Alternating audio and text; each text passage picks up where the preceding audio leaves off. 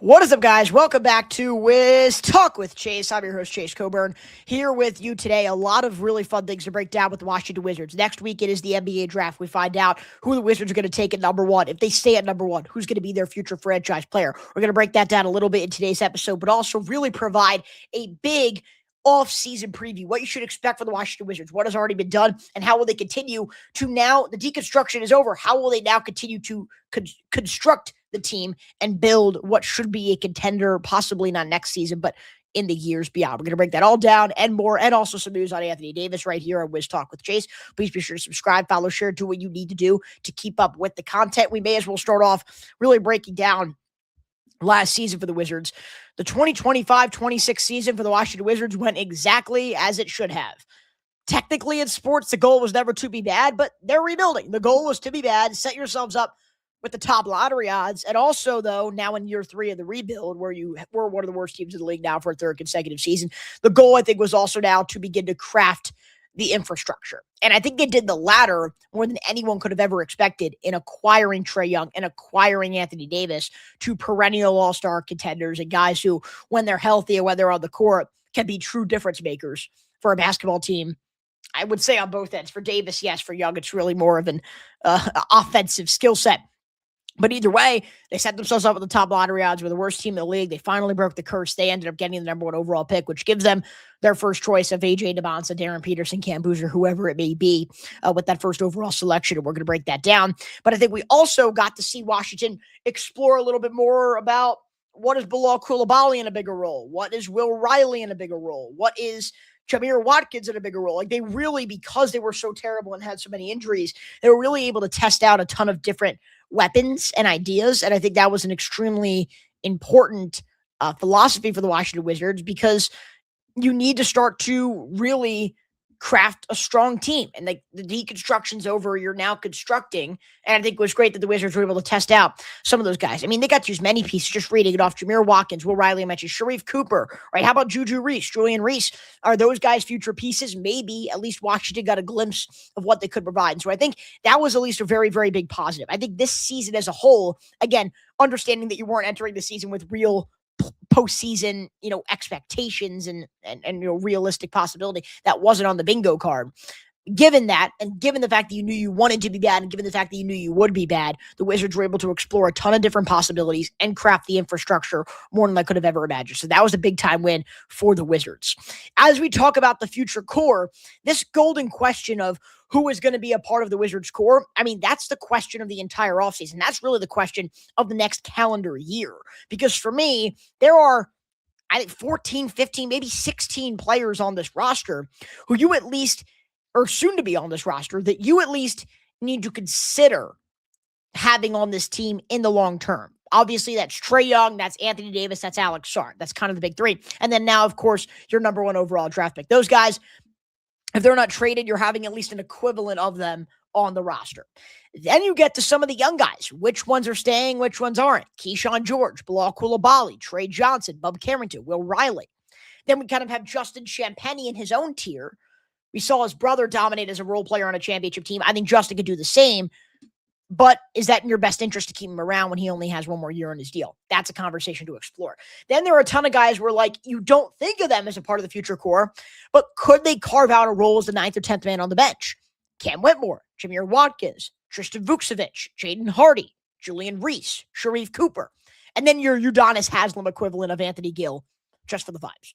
And so, again, we're going to continue to break this down. I think the question for the Washington Wizards has to be, which of those players are you keeping? Which of those are future guys and which aren't? Like, it seems so easy to say Keyshawn, Bilal, Trae, all these guys. Trae Johnson, that being. But like Bub Carrington. We'll break this down a little bit, but like, are you a part of the core at this point? You can't keep everybody. You can't have every good young player. That's just not how it works. And not all of them are going to be good young players. And so I think you need to spend this offseason and most likely most of next year really trying to figure out who is a part of that core. Because Will Dawkins and Michael Winger, they drafted, they scouted, they went for upside.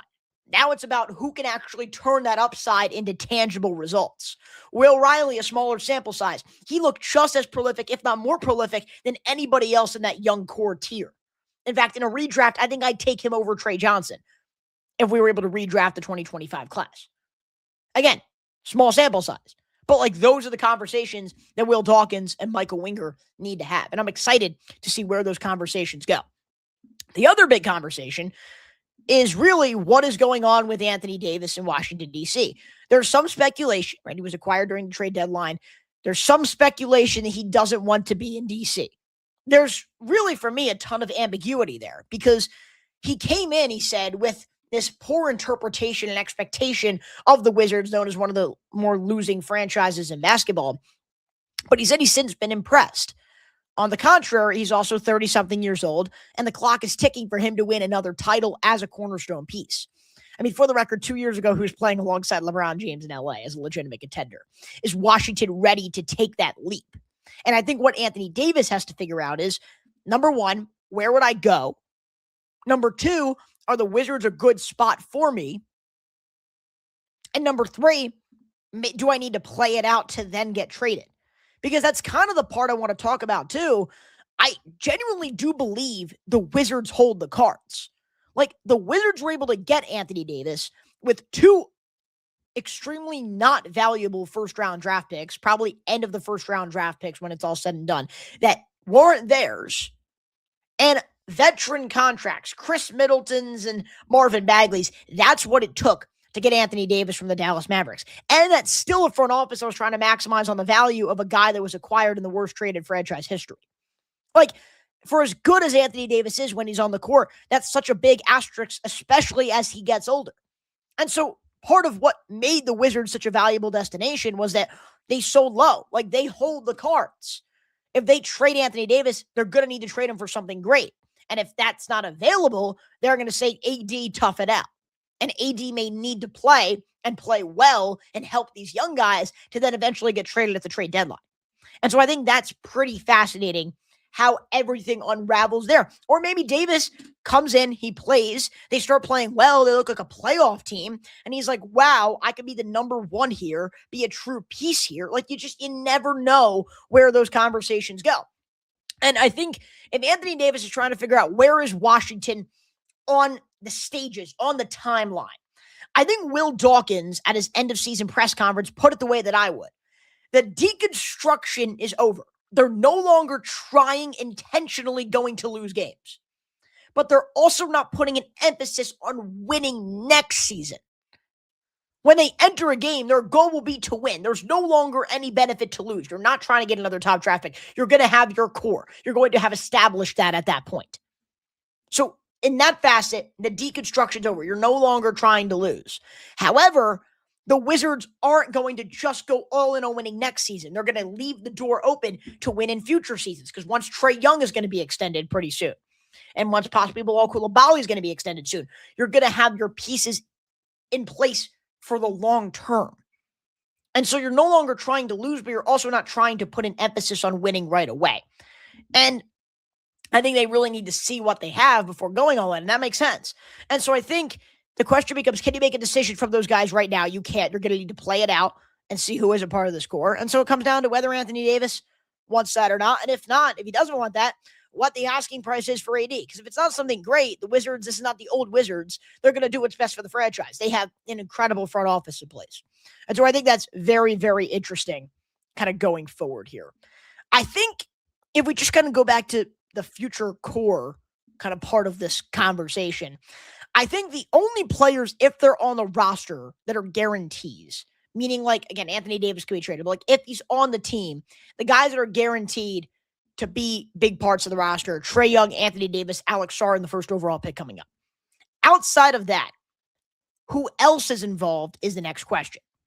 I'm a big fan of Keyshawn George, but he's a ball-dominant player. Is he your backup point guard? Or is he compatible next to Trae Young or either Darren Peterson or AJ Devonsa? That's a question. Bilal Coulibaly now, 3 years in. He's shown some flashes offensively, but I'm not sure he's shown enough to want to commit to him. Is he a starting two-guard or forward with his defensive versatility? I don't know. Has he shown enough offensively to be a starting guard? I don't know that answer yet.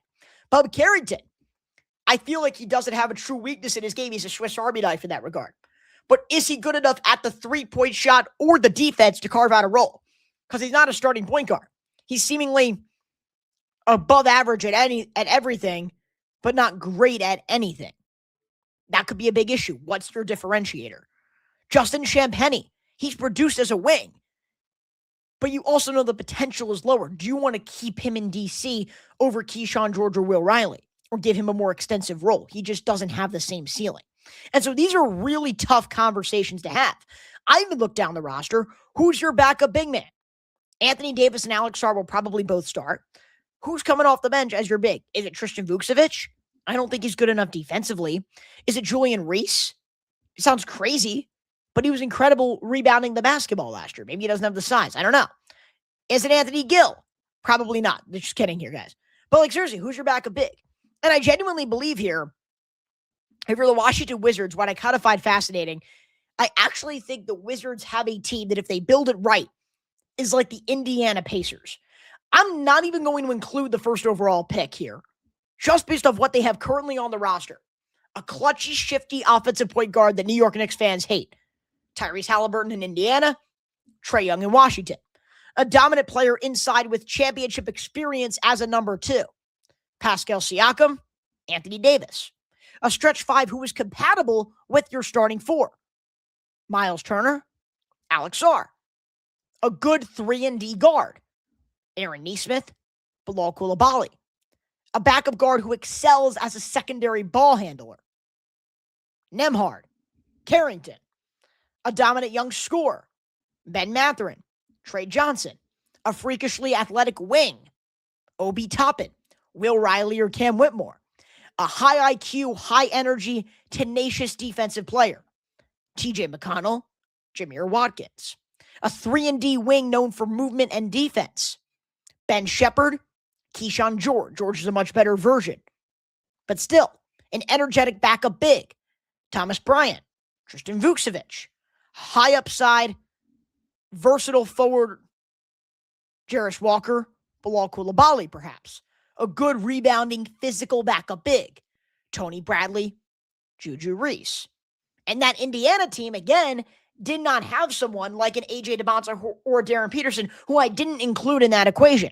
So again, that could seem ambitious to say that Jameer Watkins is going to be T.J. McConnell. It could also sound ambitious to say, or not unambitious. I mean, it could sound realistic to say that Alex Sarr is better than Miles Turner or that Anthony Davis is better than Pascal Siakam. And so I think you have a pretty good construction of the types of teams that can win in the Eastern Conference. And now you're adding a number 1 pick.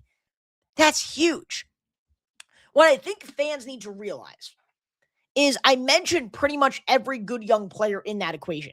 But what fans need to realize is not everybody on the team can be your star. The reason why I bring up the Jameer Watkins of the world and the Justin Champagnies of the world and the Julian Reeses of the world, those guys don't have star potential. But look at the NBA championship rosters in the finals. The New York Knicks, not everybody on their roster is number 1 potential. I'd say Jalen Brunson is the only one. But you had a good center who could stretch the floor. You had a decent wing. Like OG Anunoby is a perfect example. Somebody that, I wouldn't say he's a top 20 player in the world. I wouldn't say he's a top 30 player in the world. But he plays his role really, really well. You need your Jose Alvarados. You need your Landry Shamitz. You need your Mikal Bridges. You need your Josh Harts. And so what fans need to realize is you can't pick the 8 to 10 players in your lineup. Just pick the ones who have the most potential, because that's not how this works. You have to pick the ones that carve out a roster. You have to find the 2 or 3 with the maximum star player potential to be in your starting lineup alongside your proven stars, and then find really, really good role players. You're right. Jameer Watkins and Will Riley have different ceilings. But if Will Riley isn't one of the 2 or 3 that you think has the most potential, Jameer Watkins is the better type of player to have off the bench. I think sometimes the whole, not sometimes, it's always in basketball, the whole is greater than the sum of its parts. You have to pick the 3 to 5 max with potential and then figure out the rest. I think people need to realize that. For example, Bob Carrington, a high upside guard. Is he a great role player? I don't know. Or does he have a star player skill set without star player execution? A poor man's version of a star? I don't know. Keyshawn George is brilliant. Is he a better catch and shoot 3-and-D player than Justin Champetti coming off the bench if that's his role? Again, I don't know. Washington needs to make those decisions, and you don't need to make them right away.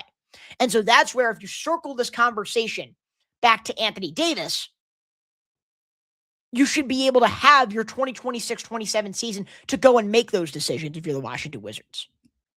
You need to be able to have that type of flexibility. You need to be the 2026 Hornets or the 2024 Pacers. Try to get hot late in the season. Try to establish your core. Maybe buy at the deadline if things are going well, but don't rush into it because you know success will be in your crosshairs going forward. I do want to say real quick that the Wizards do have some decisions to make beyond just this long-term goal of who's going to be a part of the roster. The Trae Young extension. He broke it down a little bit in the YouTube shorts. I won't waste too much time. He declined his player option. It looks like he's going to come back to DC. I'm not too worried about it. It'll probably be about 3 years, 110, 115 if I had to guess. Somewhere in that ballpark. Your first pick. We're going to have a whole video on that, so I'm not going to waste too much time here. Who is your first pick? Is it AJ DeBonsa or is it Darren Peterson? And then also, Bilal Coulibaly. Do you give him the Denny Avdia rookie extension? They gave Avdia what now looks like a generous contract. At the time, looked a little bit steep. Do you see the traits in Bilal that can make the contract really, really strong if it pans out, but also not really, really poor if it doesn't pan out? That's the conversation Will Dawkins and Michael Winger need to have. And those will come in future vids. As we get closer to free agency, we're going to break down some of those moves. But again, the issue will still be, does that vision align with Anthony Davis? Who knows? But if you get AJ DeBonsa, maybe this team is a play-in, playoff caliber team next year as they figure things out. And so I think it's a very, very interesting, fun time to be a Washington Wizards fan because I think the world is their oyster. They have a ton of options available. Which ones do you want to take? Which roads do you want to go down? And how will you create the future of basketball in the nation's capital? That's the question in the offseason. And those are the questions we will be answering over the course of the offseason. And as we will be figuring out over the course of Summer League, over the course of the preseason, over the course of the regular season, and beyond to this time next year, where hopefully we have a clearer understanding of who's in, who's out, and where are the Wizards this time next year. Those will be questions to come. I hope you guys did enjoy this edition of Wiz Talk with Chase. Let me know what you guys think, what decisions you think the Wizards should make, and what types of content you want to see soon. We're going to have some fun, kind of like trade rumor breakdown in the next episode. And then it is the conversation that we're all waiting to have. AJ DeBonsa, Darren Peterson. Who do you want? And that's the conversation we're going to have right here on Wiz Talk with Chase. Thank you guys so much for tuning in. Please subscribe, follow, share, and view, and we will see you next time right here on Wiz Talk with Chase.